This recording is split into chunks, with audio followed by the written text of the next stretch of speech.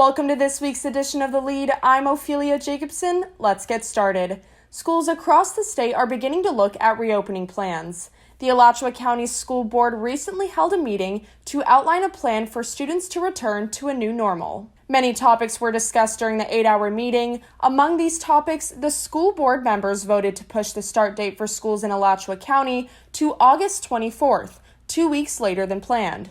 For more information on the story, head to wuft.org for this and all your news needs.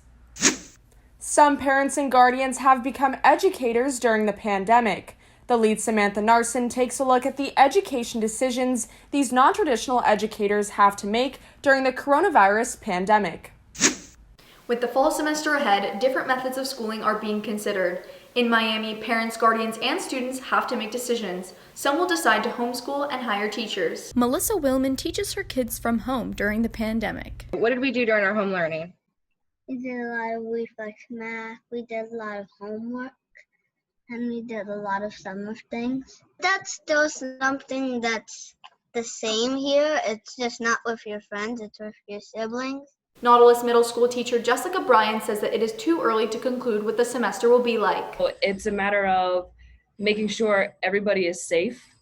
And at this rate, we don't have a clear plan on keeping everybody safe. We don't have a clear plan on if we're going to have enough materials or hand sanitizer or paper towels, or if the children are actually going to observe the rules. Palmetto Elementary School's PTA president Andrea Gonzalez's children will attend class online. I prefer the option of virtual My School Online to keep my kids home because I feel it gives me more of a sense of control over what's happening to my children.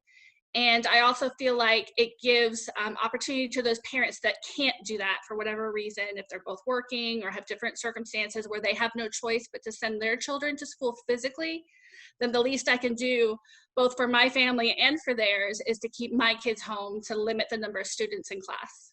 Miami-Dade County parent Andres Calavia's only option is sending his child to school. My wife and I have decided to send him to school because we are both teachers and we work from 7:30 in the morning to 5. So it's impossible for us to think that he's going to be at home for 8 hours a day alone. The people I spoke with say learning in Miami may be a different experience due to the new routine from the coronavirus. For The Lead, I'm Samantha Narson.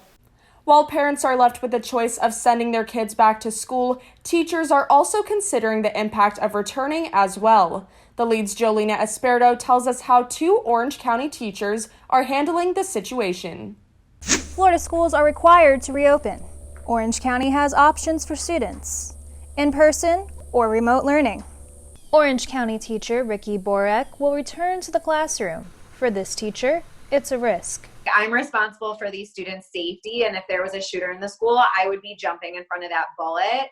So in terms of thinking of the students, the last thing I want is to expose them to the virus, and then the very last thing is I want them to take that virus home.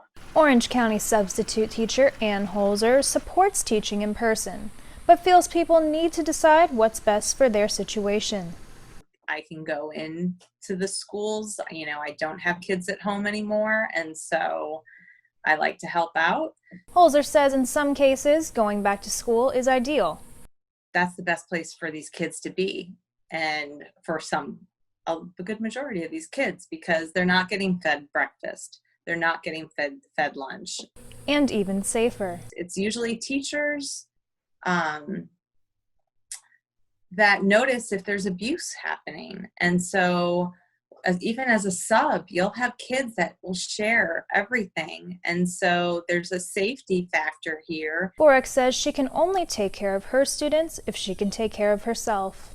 I don't have the best immune system, and I've been diagnosed with some autoimmune health conditions. So I'm at risk.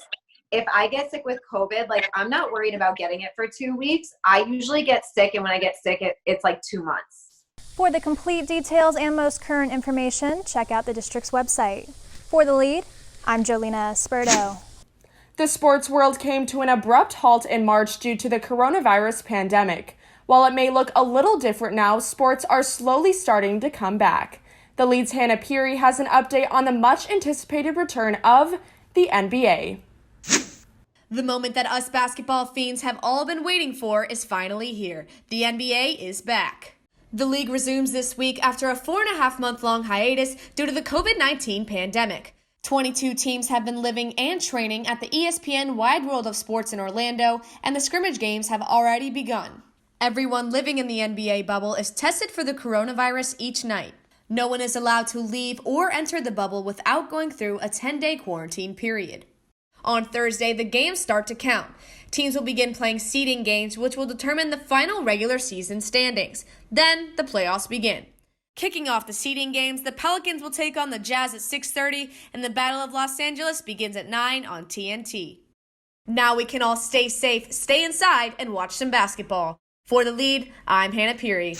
That's it for this week's episode of The Lead. I'm Ophelia Jacobson. Thanks for watching.